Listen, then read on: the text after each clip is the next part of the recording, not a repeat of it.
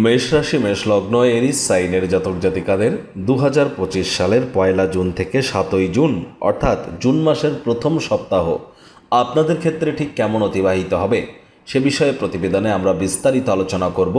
আলোচনাটি অত্যন্ত গুরুত্বপূর্ণ হবে, তার কারণ জুন মাসের প্রথম সপ্তাহেই কিন্তু মঙ্গল এবং বুধ দুটি গ্রহই কিন্তু রাশি পরিবর্তন করতে চলেছে। বুধ স্বগৃহে গোচর করতে চলেছে আর মঙ্গল কিন্তু কেতুর সাথে সংযুক্তও কিন্তু হতে চলেছে। আর এ সপ্তাহের প্রথম দিনই জামাই ষষ্ঠী। আবার আমরা কিন্তু শুক্রবার দিন পরিলক্ষিত করব নির্জলা একাদশী, বৃহস্পতিবার দিন বিশ্ব পরিবেশ দিবস এবং শনিবার দিন ঈদুজ্জোহা অর্থাৎ বকরি ঈদ।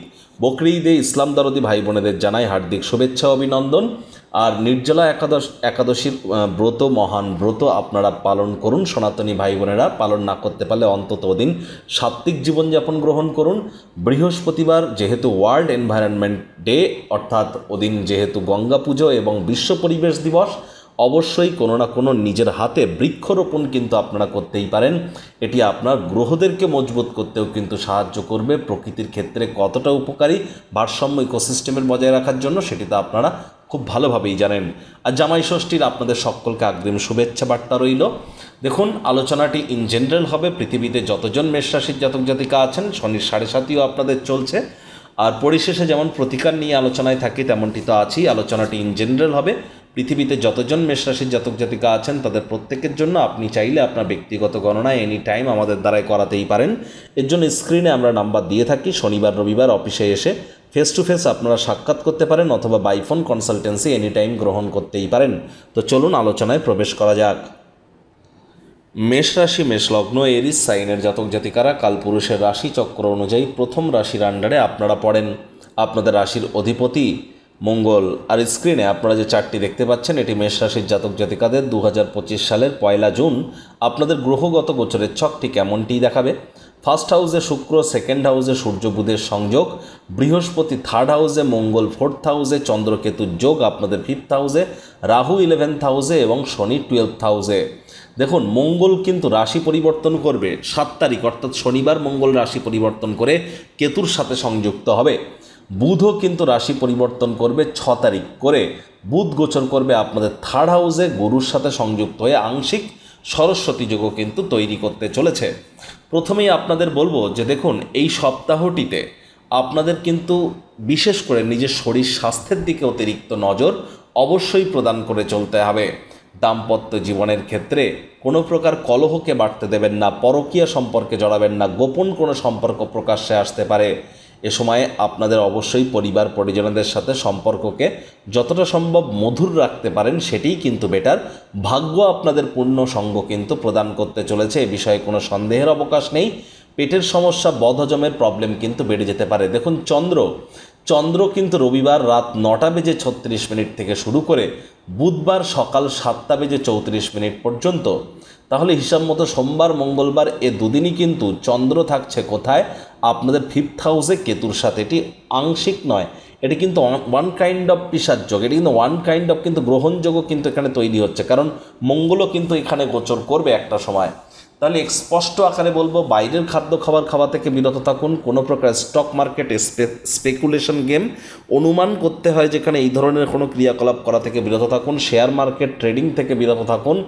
বাইরের খাদ্য খাবার খেলেই পেটের সমস্যা, বদহজমের প্রবলেম বেড়ে যেতে পারে। যে সমস্ত দম্পতি প্রথম সন্ততি প্রাপ্তির প্ল্যানিং করছেন তাদের জন্য সোমবার থেকে বুধবার আমি বলবো সময় কিন্তু খুব একটি সুবিধাজনক নয়। এই সময়টি আপনাদের অ্যাভয়েড করাটাই কিন্তু বেটার। আর শিক্ষার্থী বিদ্যার্থীরা যারা স্কুল লাইফে পড়াশোনা করছেন তাদের মনোযোগ কিন্তু এ সময় একটু ভ্রষ্ট হতে পারে। আর আপনাদের প্রথম সন্তান থেকে থাকলে তার দিকে এ সময় কঠোর সজাগ দৃষ্টিও আপনাদের বজায় রাখতে হবে। চেষ্টা করুন যতটা সম্ভব আপনাদের ব্যক্তিগত স্তরে মেজাজকে ঠান্ডা রাখা যায়। মেজাজ গরম হলেই কিন্তু ক্ষতি। রাগ কিন্তু স্বল্প পাগলামির একটি রূপান্তর মাত্র।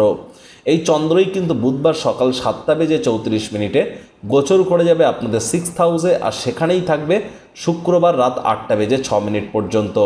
তাহলে বুধবার, বৃহস্পতিবার, শুক্রবার ধরতে গেলে এই 3 দিনই চন্দ্র যেহেতু আপনাদের সিক্সথ হাউসে থাকছে এবং চন্দ্রের উপরে শনিরও দৃষ্টি পড়বে, চন্দ্রও শনিকে দেখবে। এ সময় কিন্তু রোগ, ঋণ, শত্রু 3টি ব্যাপারেই আপনাদেরকে খুব সাবধান থাকতে হবে। বুধবার, বৃহস্পতিবার, শুক্রবার এই 3 দিনের মধ্যে যদি ছোটোখাটো কোনো রোগ শোকও দেখা দেয়, ইমিডিয়েট চিকিৎসকের পরামর্শ নিন। নিজে থেকে মেডিসিন যেন কিনে খাবেন না। মেডিসিনের উপরে নির্ভরশীলতা বৃদ্ধি পেয়ে যেতে পারে।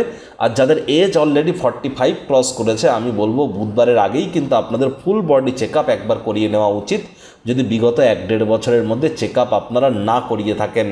এ সময় কিন্তু স্বামী স্ত্রী আপনাদেরও শরীর স্বাস্থ্যের দিকে অতিরিক্ত নজর প্রদান করতে হবে। মামার বাড়ির তরফ থেকে কোনো নেগেটিভ নিউজ পেতে পারেন। শত্রুপক্ষ আপনার উপরে হাবি হওয়ার চেষ্টা করতে পারে। নতুন করে কোনো লোন বা ঋণ নেওয়া থেকে বুধবার থেকে শুক্রবার এই সময়টিতে আপনাদেরকে বিরত থাকতে হবে। এই চন্দ্রই কিন্তু আবার শুক্রবার রাত 8:06 প্রবেশ করে যাবে আপনাদের সপ্তমভাবে। সেখানেই থাকবে সোমবার সকাল 8:50 পর্যন্ত। তাহলে শুক্রবার রাত এবং শনিবার এই যে 2 দিন এবং রবিবার এই যে 3 দিন চন্দ্র থাকছে কোথায়? আপনাদের সপ্তমভাবে। এখানে শুক্র চন্দ্রকে দেখবে, চন্দ্রও শুক্রকে দেখবে। একটি জিনিস তো স্পষ্ট, আমি স্পষ্ট আকারে বলবো, আপনাদের দাম্পত্য জীবনে কিন্তু কলহ বেড়ে যেতে পারে শুক্র, শনি, রবি এই 3 দিন। কারণ এখানে মঙ্গলেরও কিন্তু চতুর্থ দৃষ্টি আছে। আর বিশেষ করে কোনো প্রকার এক্সট্রা ম্যারিটাল অ্যাফেয়ার থেকে আমি কিন্তু বিরত থাকার পরামর্শ আগেই কিন্তু আপনাদেরকে প্রদান করেছি। পার্টনারশিপে ক্রিয়াকলাপ আপনারা যেন যদি করতে চান তাহলে বুধবারের আগে করে ফেলুন বা শুক্রবারের আগে করে ফেলুন। সব থেকে বেটার হয় বুধবারের আগে করে ফেলুন। আর আইনি কোনো প্রকার জটিলতা থেকে যতটা সম্ভব নিজেকে দূরে সরিয়ে রাখতে পারেন সেটিই বেটার। মেজাজকে ঠান্ডা রাখতে হবে, কাজের জায়গায় মাথা ঠান্ডা রাখতে হবে, দাম্পত্য জীবনের ক্ষেত্রে মাথা ঠান্ডা রাখতে হবে। তবে ভাগ্য কিন্তু আপনাদেরকে পূর্ণ সঙ্গের সময় প্রদান করবে, এ বিষয়ে কোনো সন্দেহের অবকাশ কিন্তু নেই। আর এ সময় অবশ্যই আপনাদের নতুন আয় ইনকামের উৎস আপনাদের সামনে উজাগর হবে। আর্থিক মুনাফার মাত্রাও বাড়তে পারে। তীর্থযাত্রা, তীর্থ ভ্রমণের সুযোগও কিন্তু আপনারা প্রাপ্তি করতে পারেন। অবিবাহিত যারা আছেন তাদের বিবাহের যোগ কিন্তু তৈরি হতেই পারে। প্রতিকারস্বরূপ আলোচনা করতে গিয়ে আপনাদের বলবো, স্ক্রিনে আপনারা দেখতে পাচ্ছেন শনি মহারাজের প্রণাম মন্ত্র, ওম নীলাঞ্জন চয় প্রক্ষং রবি সুতং মহাগ্রহম ছায়া গর্ভসম্ভূতং তং নমামি শনিশ্চরাম। এটিই আপনারা প্রত্যেক দিন 108 বার করে জপ করুন না সন্ধ্যেবেলা। অত্যন্ত উপকৃত হবেন। না পারলে যতবার পারেন ততবার তো করুন। শনিবার করে সরিষার তেল বেগুন খাবেন না। শনিবার করে সরিষার তেল বেগুন লবণ লোহা ভুলেও যেন কিনবেন না। আর যেহেতু 7.5 চলছে, আমি বারবারই কিন্তু বলি, ধর্মপ্রাণ হন, কর্মনিষ্ঠ হন, মাতৃভক্ত হন, বাসি খাদ্য খাবার খাবেন না, আশপাশ পরিষ্কার পরিচ্ছন্ন রাখুন, নিজেও পরিষ্কার পরিচ্ছন্ন থাকুন, সব কিছু প্ল্যানিং মাফিক, রুটিন মাফিক করুন।